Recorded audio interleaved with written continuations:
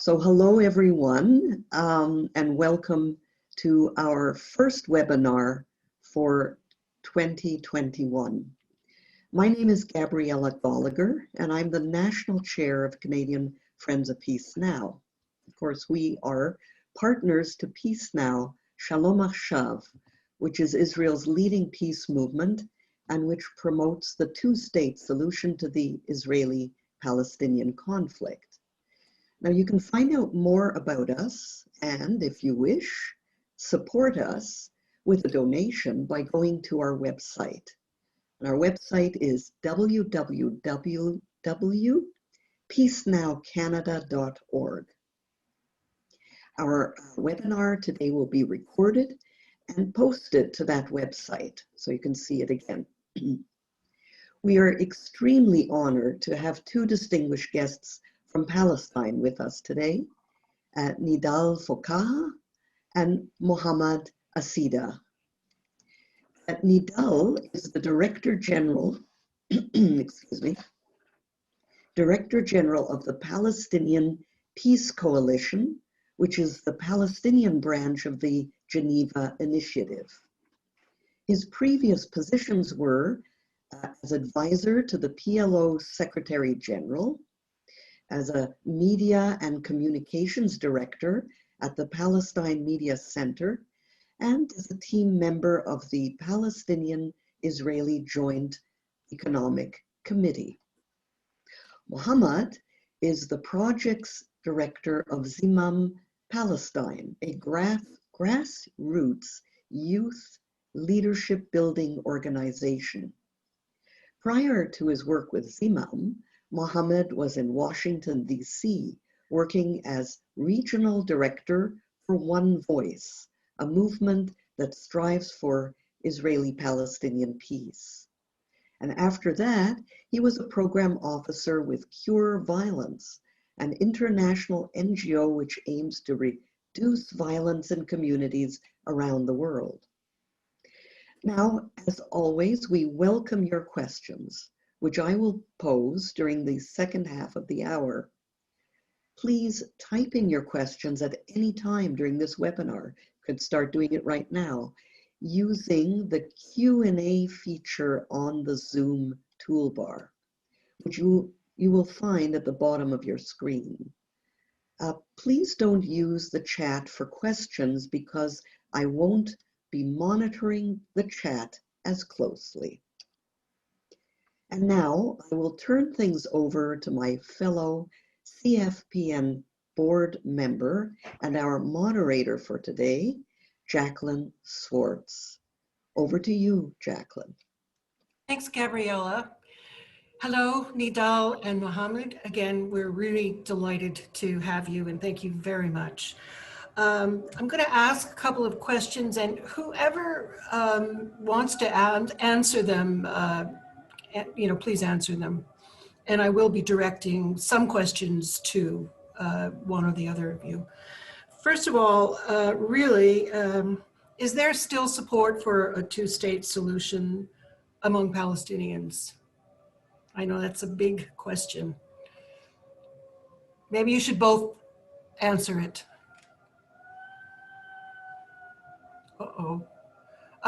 Please unmute. Okay. Well, thank you so much to both of you, and to Peace Now Canada, and to Shalom Achshav Israel, who are also very, very close to us. Well, you know, your question actually is the talk of the town nowadays, or even for the last couple of years. The issue of the two questions and whether really there is still a support for the two-state solution or not. In fact, my answer to that simply yes, because at the political level, when it comes to both Palestinians and Israelis, and I'm referring here to the local political stakeholders in Palestine and Israel, despite the fact that they do not seem to reach an agreement very soon, But they believe that the only solution for this conflict is the two-state solution. Although the Israeli definition or the definition of the Israeli government for the two-state solution is unlike the definition of the Palestinian leadership. And this takes me immediately actually to the Palestinian side. For Palestinians, there is until now a strong support for the two-state solution. And despite the different deficits and failures that relates to the Middle East peace process over the last couple of decades, the percentage of those who support the two-state solution compared to any other option is too high. And for December 2020, the percentage of support among the Palestinian public was 49%. Meanwhile, those who supported the one state, although for me, I don't call it a solution, but more or less it might be a reality. And unfortunately, mostly it will be an apartheid reality. It's little bit even less than 10%. And the remaining percentage of Palestinians are little bit unsure, skeptical, simply because they do not believe it is doable at the short run, for the fact that the Middle East peace process is not alive and is not active. So the Palestinian position, as well as the international position, meets on relatively the same definition of the two-state solution, where we can say, yes, both are supportive and they believe that the only viable option for solving the Palestinian-Israeli conflict is the two-state solution. As an organization, and in this regard, I can also speak on behalf of Zimam, frankly, when we look to the reality on the ground, we realize how difficult actually to reach the two-state solution. But meanwhile, at all, we do not see any other viable alternative to the two-state solution.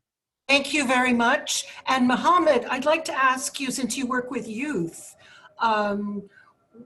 do youth still support the two-state solution? Hi, everyone. Jackie, thanks for the question. Thanks for Peace Now for hosting us. Well, I would say they still support the two-state solution, and in the majority of them. In 2013, the percentage of an opinion poll that Gallup did was 70% of the Palestinians in the West Bank and 48% of the Palestinians in Gaza supported the two states, and 52% of the Israelis supported the two states. The problem with statistics usually is with how the question is framed, for the reasons that Nidal spoke about. Which two states are we talking about? Now, I think from my interaction with the Palestinian youth, the focus now, while the international community is still focusing on the political side, which is two states or one state, the priorities of the Palestinian youth, and interestingly, the priorities of the Israeli youth are changing too.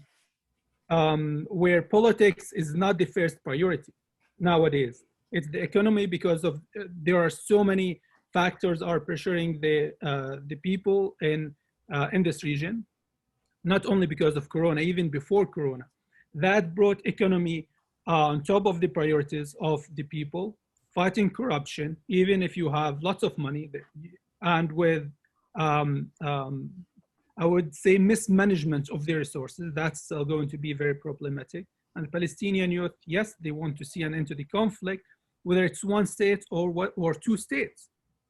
They would still be happy with one state. Depends again on how you frame it, but still the majority, they want two states, as it contributes to solving more problems than creating others, as it is with one state. Thank you, thank you. Both of you, but first Nidal, could you say something about Palestinian politics? Yeah, just what's the street like? Oh, please unmute yourself. Yeah, sure. Thank you. When we talk about Palestinian politics, we have two important layers of Palestinian politics.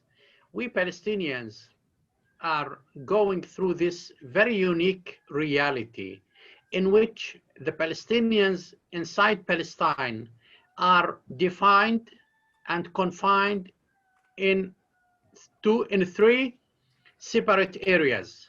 We talk about the Gaza Strip, we talk about the West Bank, and we talk about East Jerusalem. And frankly, it's always complicated actually to connect physically, but also when we talk about politics and when we talk about the process of decision making, we need to talk about the reality which prevailed since 2007, the split between the West Bank and the Gaza Strip. Well, unfortunately, we have this split, and there were several attempts internally actually to overcome this split since Hamas took control of the Gaza Strip by force. Meanwhile, the Palestinian Authority, headed by President Abbas, is controlling the West Bank.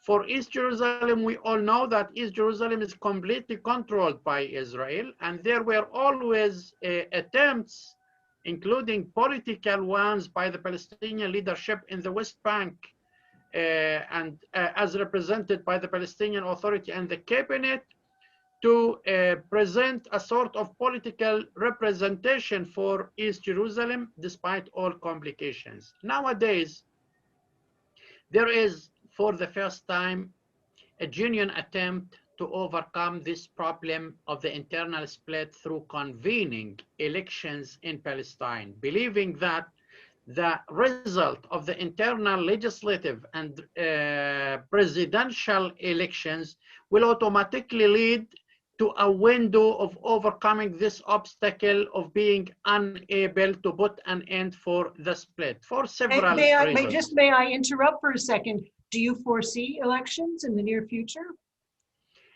Well, I'm coming to this immediately, actually. So now we have it on the table, and your question became very relevant. Is it doable or not doable?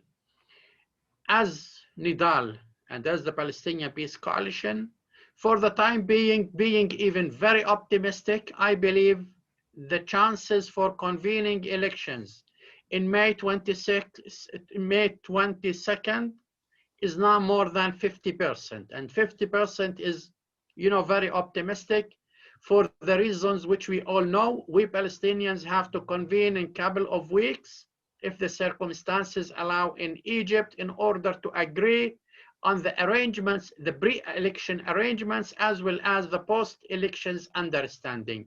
This process is completely difficult and sophisticated. We need to agree on the government that monitor elections. We need to agree on the judicial system, the referential one.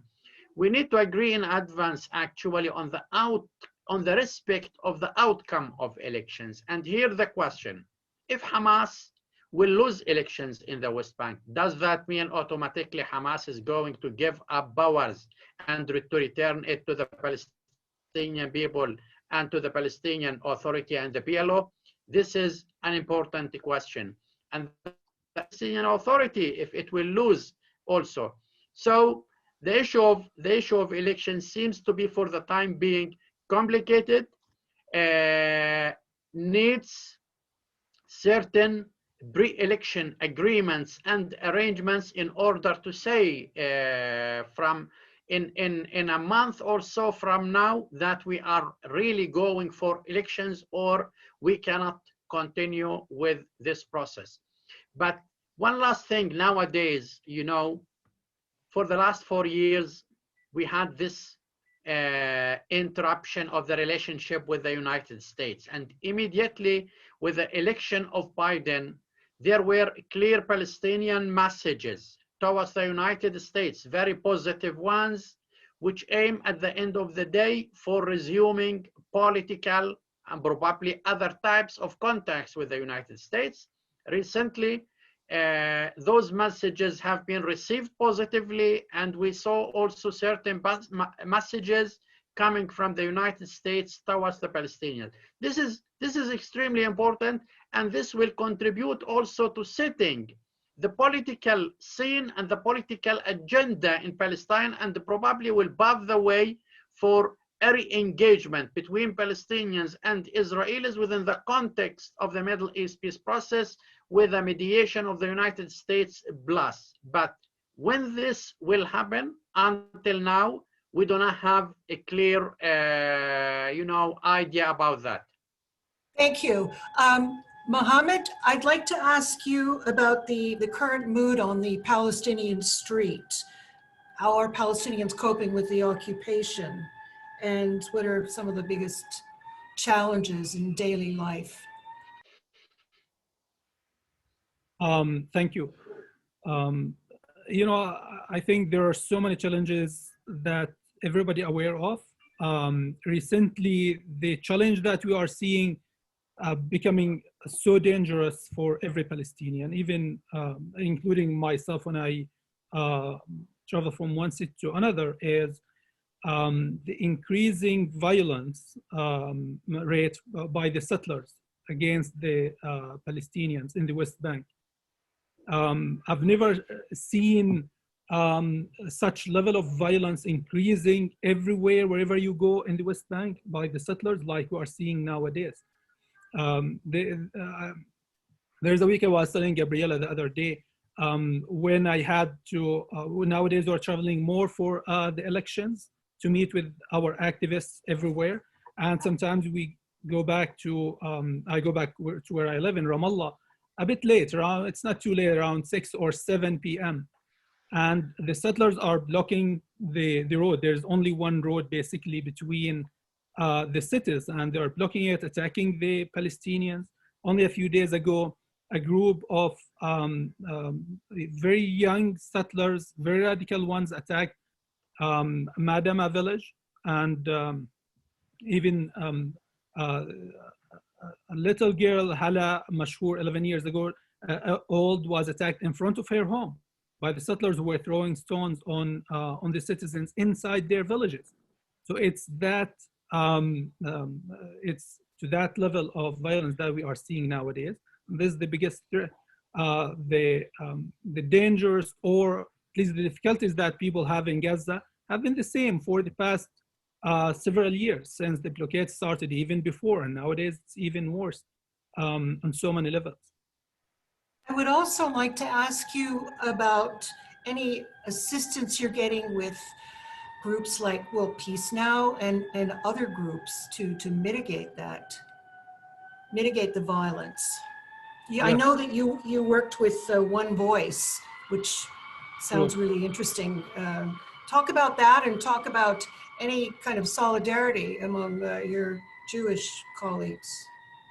Absolutely. Well, you know, I think even there are many Jewish Israelis and from the international community who are coming to join the Palestinians in the struggle against the radicalism that we are facing, whether in the season of olive harvest or others, or when it comes to freedom of movement and so on. There are many groups who are volunteering to help, including Peace Now. I think the biggest role of the Peace Now nowadays is raising awareness, whether locally in Israel or internationally, on the violence by the settlers against the Palestinians, recording cases. It became more difficult for Palestinians to move, and the shrinking hope for the two states. So that's the kind of work that we are seeing and support that we are having. I think working with One Voice was an amazing experience, but at the same time, it was a very difficult one.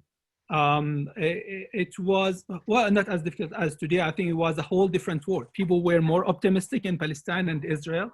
People were only talking about the two states and one state. We're talking about the difficulties that we are facing by the occupation and what it's doing to the Palestinians in daily life. But people were talking about solutions. Nowadays, we're talking about our leadership. How can we change them in Palestine? And the Israelis the same. When we They are talking about how can they change this right-wing government in Israel that's killing any hope for peace. And that's how the society has changed and how the priorities have changed too. Nidal, I'd like you to talk about your organization. I haven't really asked you about that. You know, the Palestinian Peace Coalition started work early 2000, but then immediately, actually, we came up with the so-called the Geneva Initiative. And since then, we work jointly with our Israeli counterparts in Tel Aviv, HL Education for Peace, or both of us together, we are named by the Geneva Initiative. Probably you know that in the Geneva Initiative or in the Accords, we talk about details or a detailed recipe for solving the Palestinian-Israeli conflict. We talk about a model on Jerusalem, on security, on settlements, water, all aspects of the conflicts, mainly the core issues of the conflict. For the time being, we work jointly with our Israeli counterpart, each on its side targets several clusters within the society. So we deal with decision makers when it comes to trying to set the political agenda and to promote the two-state solution and to promote peace. But also we work closely and intensively with youth and women, both in the West Bank, the Gaza Strip, and East Jerusalem. The Palestinian Peace Coalition, or the Geneva Initiative, on both sides is also heading a secretariat of 25 Palestinian and Israeli organizations that believe in and support the two-state solution, including my friend Mohammad Asideh Zimam, Peace Now on the Israeli side, but many other organizations. So we are trying to provide an umbrella for networking, for cooperation, coordination, and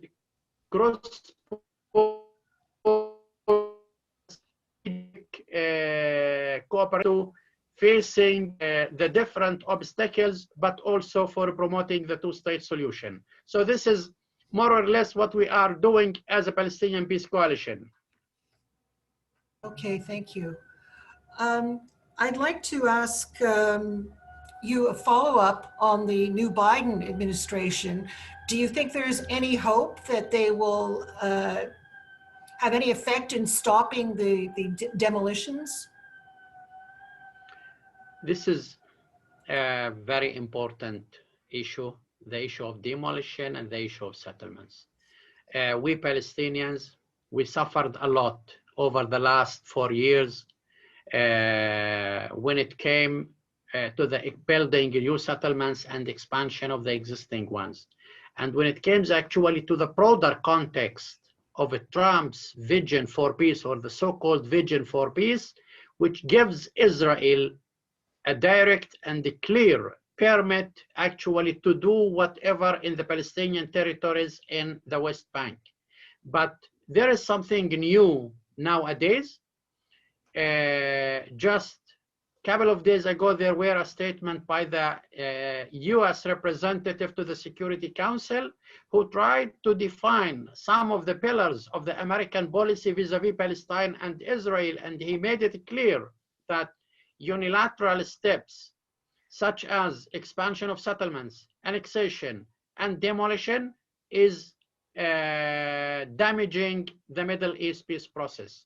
We, the Palestinians, what we want to see actually at the short run from the Biden administration, a clear statement in order to reinstate the traditional American position in regards to the Israeli settlement project. We used to see a traditional American position even until the last days of Obama administration, that settlements is against the international law, violates the international law, and settlement damages actually and affects negatively the efforts to achieve peace between Palestinians and Israelis. The only administration which legitimized the Israeli settlement project is the last administration headed by Trump. What we expect from Biden now is to return to the old traditional position. Can they do it? Simply, yes, they can. And beyond that, actually, they can make a couple of steps which can be received as a very clear incentive to the Palestinians as well as to the regional players. Resuming political contacts with the Palestinians, including the political representation of the Palestinians in Washington, as well as a special American political representation to the Palestinians in East Jerusalem, but not as part of the embassy to Israel. As well, resuming financial supports to the Palestinian civil society and to the Palestinian medical system. That was traditional, in addition actually to the traditional American commitment towards the UNRWA. If this will happen. Okay. Thank you very much. That was a lot to take in. And just before we get to questions, I just want to ask Mohammad about the effect of the Jewish diaspora and possible changes in attitude towards Israel. Mohammad? Yes, well, I think you guys know more about this. You know, I was lucky to spend some time in Washington, D.C. and in Paris, in France, where I interacted with the Jewish diaspora in D.C. a lot. And I can see the younger generation, and I'm going to be very honest with you guys. You know, I think the older generation, from what I've seen, are more on, I would say, more pro-Israel, while the younger generation of the Jewish diaspora are more pro-solution. They, I think probably the tool that we have nowadays, the access to knowledge. Get in touch with your dad, and I want to. Sorry, I guess. When we can. I'm sorry, I think somebody is not muted. But thank you for that. And I want to turn it over to Gabriella, who will present some questions. I was going to continue a bit, but it's fine. Oh, continue a bit. No, finish your thought. I think that was the main point, which is definitely there is a shift. I wouldn't say it's a huge thing, but based on what I've read, there is definitely a shift in that attitude towards Israel. Okay, thank you. Thank you. Gabriella. Thanks very much. So we do have quite a few questions. I'm going to start with, there's a few that are similar, and I think I'd like both our speakers to address this. So we have a question, are you in favor of the right of return? So that's quite general, but someone else is asking, this is John Snipper, does the two-state solution include the right of return to Israel for any Palestinian refugee who wishes to do so? And does the Israeli state mean an officially Jewish state or a non-Jewish state? And then a further question came from Lila Nathans, and she's wondering if youth are, she's addressing it directly to Mohammad, are youth less concerned than their parents about the return? Are economics, education, and individual opportunity more important for them? So that's a bunch of questions, but all with a similar theme. And why don't I let Mohammad start this time, and then we'll go to Nidal. Yes, sure. You know, I think the question was about the right of return of the Palestinians, not the right of return of the Jewish people. This is always really a very interesting question. You know, personally, when I decide to stand for right, I stand for it all the time, everywhere. And that makes our life easier. it surprises me, to be honest, when I speak to Israelis or Jewish people in the diaspora, that even though they fight for the right of return for the Jewish people to the promised land, you know, they also work hard to deprive the Palestinians of this right. And I think, to be honest, that's a hypocrite position. Personally, I believe that Palestinians should have the right of return. Syrians should have the right of return, anyone else. And even to those groups who don't believe Palestinians should have the right of return, they do support other groups to have the right of return, but outside Palestine, Israel. And I think the international law is very clear on this. Should it be part of the negotiations? I think it should, but I'm not sure it will be, as our leadership has a very flexible language when it comes to the right of return. And you know, generally in negotiations, they get in more details, from which country they should have the right of return and so on. We know there are different situations for the refugees. The one in Lebanon is different than Palestinian refugees in Morocco, for example. In Lebanon, they're still in refugee camps. They must, or the international community, including Palestinians and Israelis, should have, you know, a solution for those people. For the younger generation, yes, the priorities nowadays is not, I would say the right of return is not on top of the priorities when you ask the people, what are your priority? For the young, they would say, yes, I want a job today. But are they willing to give up the right of return to get a job or to get more money? I don't think that's the case. So Nidal, would you like to? Yeah, just to add Quickly, a question, this. you know, should the right of return include, for Palestinians, include all Palestinian refugees being able to return to Israel within the Green Line? I think that's one of the concerns. You know, always there is an answer from the perspective of the international law, and there is an answer from the political perspective. The perspective of the international law, we know what it says. So let's put it aside for a while, although I strongly believe also in the international law. But as a person who used to be for long years very close to the official circles here in Palestine, specifically when it comes to the issue of right of return within the context of the Middle East peace process and within the context of negotiations, there is always a clear Palestinian position. First of all, the right of return of all Palestinians to the emerging Palestinian state should be non-negotiable and non-questionable. Every Palestinian should have the right to return, whether he achieved it or not, whether he applied it or not to the Palestinian state. This is one. But when it comes to Israel, you know, it's hard for the Palestinians to sign a future deal or a peace treaty with Israel without solving the issue of Palestinian refugees. And we cannot just talk about the issue of right of return without talking about the context of the Palestinian refugeehood, which is existing for the last 75 years.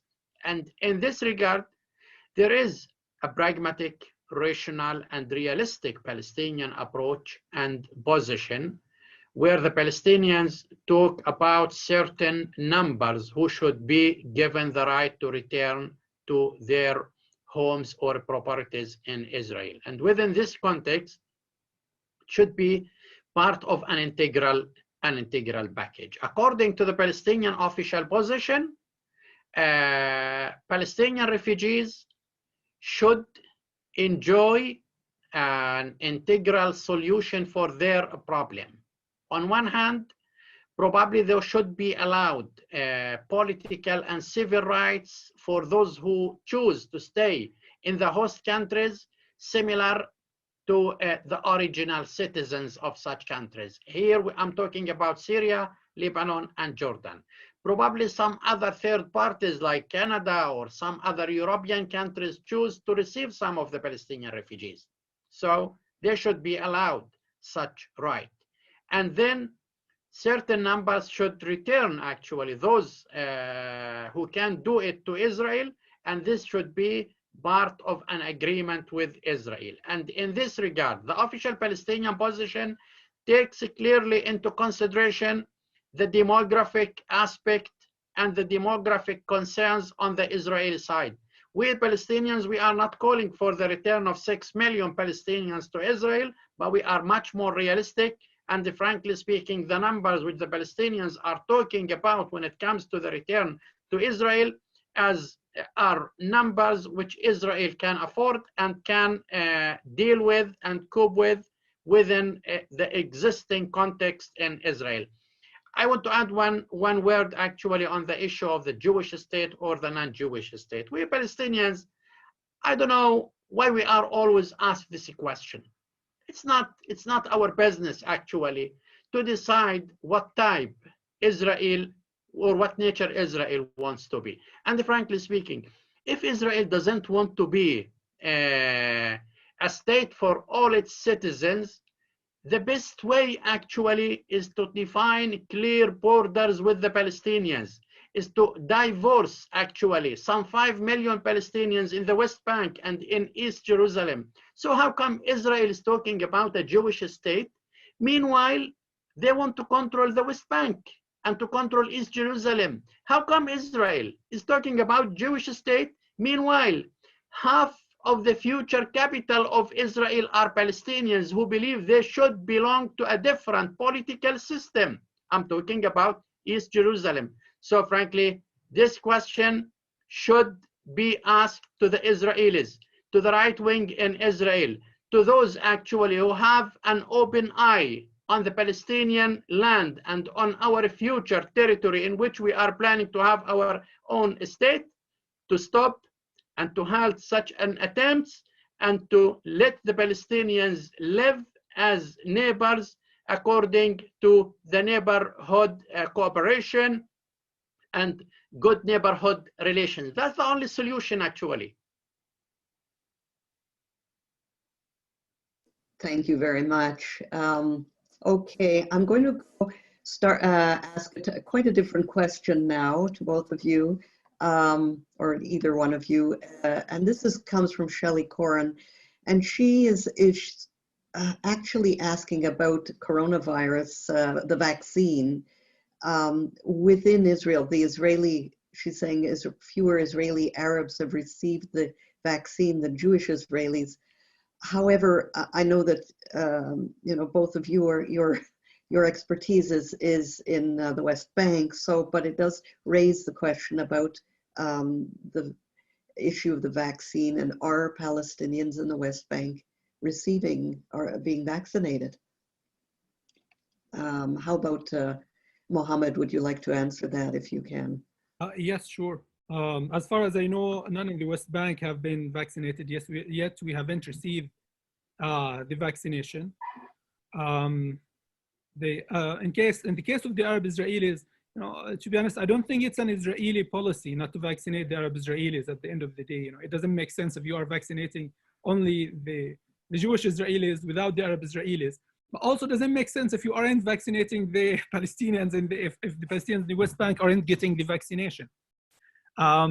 So that part is illogical, but I think for the Arab Israelis, I don't have much knowledge on that, to be honest, but I think there is mistrust between them and the Israeli institutions. That's why one of the reasons why there might be less vaccination there. Thank you very much. This question comes from Murray. I need sorry, just go to ahead. add one word on this. Yeah.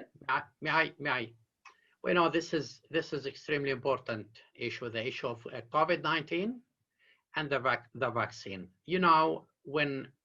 With the start of the COVID-19, there were a very strong Israeli voice and request from the Palestinians to cooperate. And the Palestinians cooperated to the maximum, actually, with the Israelis within the battle against COVID-19. just for you and your audience actually to know that we, the Palestinians, we do not have airports, and all of our entry points which allow any foreigner or any Palestinian to go out is controlled by Israel. And for the last few months, Palestine is completely closed. We don't have people coming in and going out.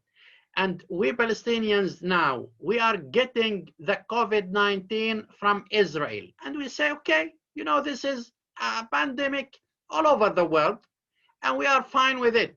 But frankly, Israel is depriving the Palestinians from the vaccine.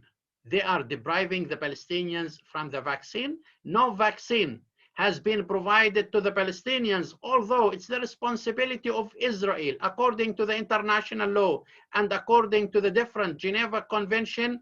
And realistically, actually, Israel can provide the Palestinians with any amount of vaccine and deduct its cost from our money, which is with Israel. They have to pay us at the end of the month a certain amount. They should provide the Palestinians with the necessary quantities of vaccine and deduct the cost of such vaccine. Israel is not assuming its responsibility in this regard at all. Thank you. Very sobering. I'm going to address this question from Alan Fox to Mohammad, and that is, are there a community engagement, are community engagement programs feasible to get Israeli and Palestinian youth to know each other, respect each other, and be friends and not fear each other? So there are, he's mentioning a few. Or have Israeli and Palestinian kids already been so propagandized that this would be passé? Thank you. I think this is a very interesting question. Also, Nidal probably would have something to say about this. There's still very few programs and projects in this regard, fewer than before, much less. One of the reasons that the approach might be good, but it didn't really, the outcome wasn't as many people were expecting, for several reasons. You know, you bring the very young, that's the first problem, which is really problematic, the kids at schools. Now, each program would start with the narrative, so you are educating them on the narrative, and for the Palestinian side, or educating those kids on the reality of the occupation, which they live and they see. But it makes them smarter, it makes them see the conflict differently and better than before. And then they understand the hardship and the unjust policies that the Palestinian people have to go through. And that makes them more radicalized, to be honest. The outcome shouldn't be making people friends. It wouldn't matter, in my humble opinion. It wouldn't really matter if Palestinians and Israelis liked each other. It would be great if they did. But what we should be doing as civil society is looking for a solution, trying to put more pressure on the elected leadership so they can push for peace. What we ended up with in Israel is Netanyahu's government for the past probably 10 years. With a more radical officials in Israel, with statements that we didn't used to hear before, even more radical than any other time. And in Palestine, we have two governments, one in Gaza, one in the West Bank, both Fatah and Hamas. They disappointed the Palestinians. And now it's not only making peace with the Israelis. It's for the Israelis to make peace with the Israelis and for the Palestinians to make peace with the Palestinians. And here, what we are focusing on in Zimam is bringing those different parties from Fatah, Hamas, and other parties to talk about the mutual problems, try to find a solution for it. So the outcome shouldn't be that Palestinians and Israelis like each other, but to be more involved politically, and which is another challenge that we are facing here, where the youth is less engaged in politics than before. So I hope that answered the question. Thank you. Okay. Murray Rubin has asked a few questions, so I'm going to take one of Murray's questions and ask Nidal to answer this one. Why do the Palestinians want Jerusalem as a capital? They do not mention Jerusalem in the Quran at all, says Murray. So, so I'm not sure if the one who asked the question knows the Quran or Sheikh. But I will provide a political answer in this regard, because to talk about religion and to talk about the Quran and the Bible actually is a story with which we will not reach an end. Frankly, the Palestinians believe, and it's their right actually to have Jerusalem their capital. And using a political language, there were a sort of understanding from day one within the context of the Middle East peace process that here is the track and this is the platform. And this is why, frankly, when we signed the Oslo Accords with Israel, there were an agreement to leave the status of Jerusalem till the permanent status negotiations. And when we talk about Jerusalem, we don't talk about East Jerusalem. We talk about Jerusalem, East and West Jerusalem. So within this context, the Palestinians see a very strong element in the right of Palestinians to have their own capital in East Jerusalem for several reasons. For sure, there are religious factors, there are social, there are political, and there are economic.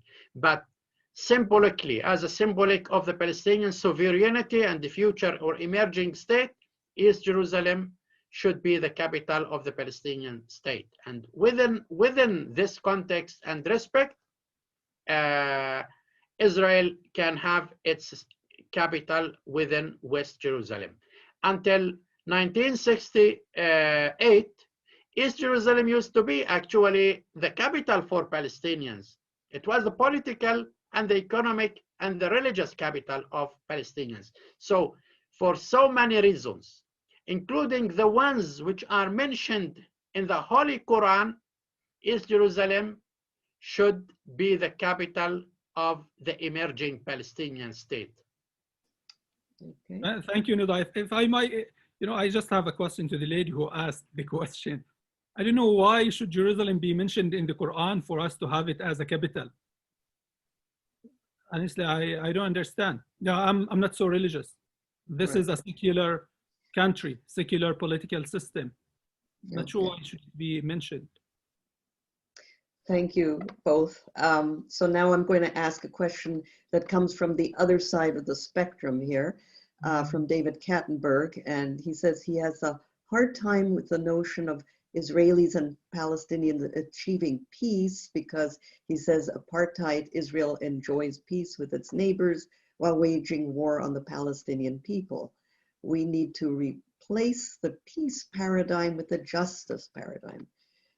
Can you please comment on this? It's a rather general question, but I'll let each of you have a few words about that, if you wish. Thank you. So we'll start with Nidal. No, frankly, a real peace should realize justice.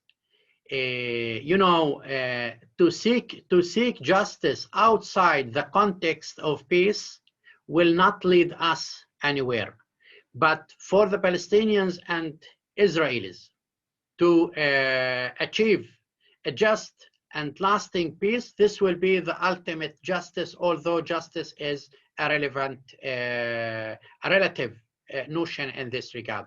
When we talk about peace, definitely the issue of justice should be strongly present within the context of even real and genuine reconciliation between Palestinians and Israelis. And frankly, once both sides will feel actually justice, that's the peace. That's the peace. This is why we always raise this clear concern on the one-state reality, because the other, explanation will be: is Israel willing actually to give the Palestinians equal political and civil rights to the Jews within the same political entity? Once that is possible, that's also justice, and this will achieve also peace among all citizens of the state, whether they are Palestinians or Jews. So frankly, I don't see any contradiction between peace and justice. And frankly, the genuine peace is the one that realizes and achieves justice. Thank you, thank you, Yeah, Nidal. I think I agree with everything Nidal said. Okay, thank you. So we're getting, I hope we can get a few more questions in. Thank you everyone for asking them. Here's one from Barbara Landau, and I won't give the long preamble because it's to save time, but she asks, please share more about the steps required to achieve the preconditions for elections, and elections, I presume, in Palestine, and what's required for, what's needed for a functioning government. Maybe Nidal would like to address that first. Sorry, I didn't get the question, as I was just going through some of the comments. Okay. All right. Okay. So Barbara Landau is wondering, what are the steps required to achieve the preconditions for elections in to the Palestinian Authority?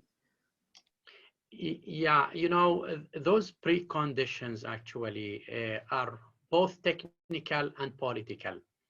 On the technical preconditions, because we are into a certain unique reality, Palestinians, and having this split between the West Bank and the Gaza Strip, and between Hamas in the Gaza Strip and the Palestinian Authority in the West Bank, definitely a set of technical and logistical issues should be agreed on in advance, including on the mechanism of monitoring, including on the court, which will be the reference for the process and for solving any disputes, including actually who will be responsible on the different technical aspects of the election process, including even the day-to-day monitoring and checking of every incident or every question that emerges from the issue of elections.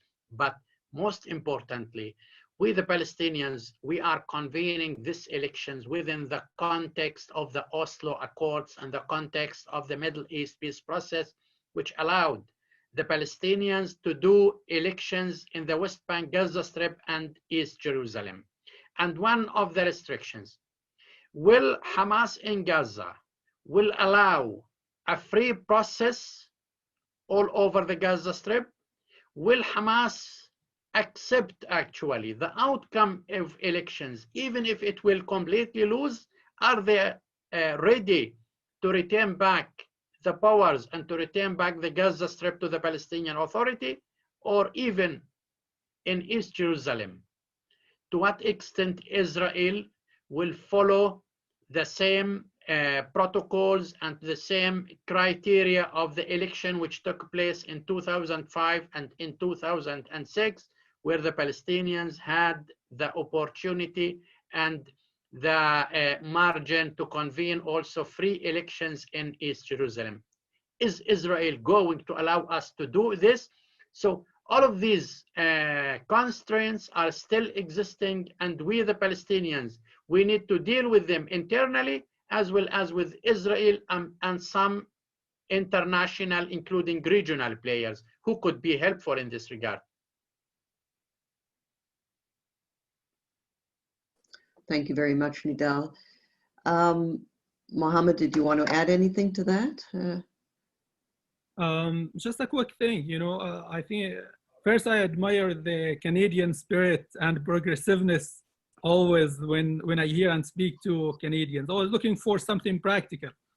And, you know, I think elections are important now in Palestine, but they aren't everything. Let's assume we have elections in May, and then we end up with the same leadership. So what have we achieved? I'm worried that we start to look at the elections as the end goal. Usually it's the tool for fresh blood, new leadership, and we aren't seeing that, to be honest. Fatah and Hamas nowadays are negotiating how to keep control of the government and the people. And we as the young Palestinians, we don't want that. Probably it's the same case in Israel. Our concern nowadays in Palestine and Israel is to get rid of the current leadership and get a better one. And, you know, in the coming elections, we don't see that happening yet, even though we will work for it very hard, trying to push for new names. Even some of the activists in Zimam are planning to run for the election and to provide an alternative to the people. And many organizations here, like Peace Coalition Zimam and many others, are cooperating to achieve this goal, which is the goal that we want to see, not the election itself. Thank you. Thank you. So I'm going to ask one last question. There are so many other interesting questions, but our hour is coming to an end. So I'm going to ask one more audience question and then hand it back to Jacqueline. This comes from an anonymous questioner and wondering how can you find more supporters for your positions in both the Palestinian and the Israeli communities? Also a very general question, but maybe both of you could say a few words about that. We'll start with Nidal. Well, it's not an easy job at all, given the prevailing reality on the ground. When you see the daily complexity of the Israeli occupation, driving from Ramallah to Nablus or from Ramallah to East Jerusalem or Hebron, you see the reality. And with this reality, definitely it's complicated to recruit new ambassadors for peace. But because always people want to see a better future and want to change actually this reality, we always find people who are willing to take part of us with us, to support us with our pursuit for achieving peace. Mohammad talked about youth. Within youth, you know, they have a different approach, and I agree with him when it comes to their priority. But within the well-established priority of the younger generation, that they are looking for a future, a better future. And within this better future, definitely there are always willingness by this young generation to play a role and to be proactive when it comes to working for peace. Frankly, the peace camp in Palestine and Israel is also much more empowered and enjoying also legitimacy from the international community. And originally, when we talk about the two-state solution and the whole peace process, it has been a sort of an international initiative. The Palestinians and the Israelis joined. So the civil society, people like us, are always enthusiastic to continue with this track. And because of the international support in this regard, even the political one, definitely Palestinian and Israeli groups are capable of doing their work on the ground and recruiting new supporters. Mohammad, did you have anything to add? Just a few things. You know, I think nowadays we are seeing that individuals have bigger influence in politics than any other time. Because of social media and others, it's the time where politicians need the vote of the ordinary people. So they are designing programs and policies that speak to them. That's why populism, you know, became a big thing. It's a problematic thing, but also it could be a good thing where the leaders now want to listen to the public. We need to raise awareness among the public in Palestine, Israel, the international community. Also where individuals can have huge influence by writing blog, publishing videos, even thoughts, on social media, trying to influence the people around them. And I think this is very important. And it would be amazing if it comes from Canada, where, as I said, the society is really progressive. So that's the thing I could add. But most importantly, I think Palestinians and Israelis need to start really depending more on themselves and to help themselves. Right now, we are very proud of what we have achieved so far as Palestinians. Where we are, I would say more, I think there is also lots of stereotypes when it comes to Palestine and Israel, as especially Palestine as a conflict zone. But many people don't know that we've built a very progressive society that's more advanced than most of the Arab countries when it comes to services provided to the people, education, health, infrastructure, running water and electricity 24 hours, where you don't really have that in most of the Arab countries, except Gulf, for example. And I think we have built a great system when it comes to education, health, transportation, and so on. And I think what Palestinians want really is not just more financial support. It's more support to be able to do the things that we want to do in our state, to build the state that we want. And that's what we haven't been able to do, unfortunately, till the moment. But we're going to keep trying, not only Palestinians, but all of us. So thank you very much for having us. It's a big audience. There are lots of comments, and I know the comments come from people who care. So thank you very much. Well, thank you. I'm going to let Jacqueline, our moderator, we've passed the hour, unfortunately. So Jacqueline, if you want to say a few words to thank our guests, and of course, I thank you both very much. Thank you, Gabriela. We've all seen a lot of Zoominars with people talking about Palestine, with experts talking about Palestinians. We're so thrilled and honored to have real people, real Palestinians here talking to us. And it's very refreshing and informative. And I really hope that you will come back again. I'm really serious. So thank you, Mohammad. Thank you, Nidal. Thank you, Jacqueline and Gabriela. Frankly speaking, this type of work is what empowers us and gives us actually the fuel to feel that there are people from remote who are 5,000 miles away, very interested and concerned and supportive for peace. This gives us the push, Palestinians and even Israelis who believe in this pursuit to continue work. Thank you so much and good luck. And thank you to our audience. We had a total of 36 questions, so I'm really sorry that we could not get to them all. But yes, perhaps we will have our guests be able to return. So I wish you all, our audience, to stay safe and well. And certainly I wish Nidal and Mohammad to also stay safe and well and continue your important work. Thank you. Thank you all. Have a great day. Thank you. Bye-bye.